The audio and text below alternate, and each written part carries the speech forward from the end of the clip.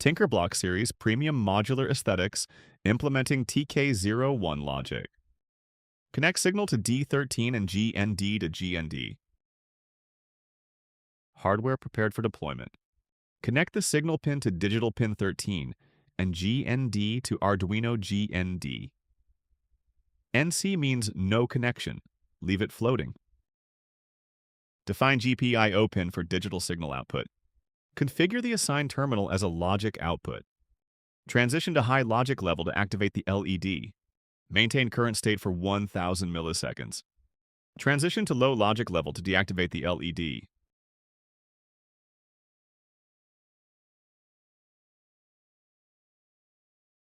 Flashing firmware to the MCU. Await process completion. Hardware verification successful.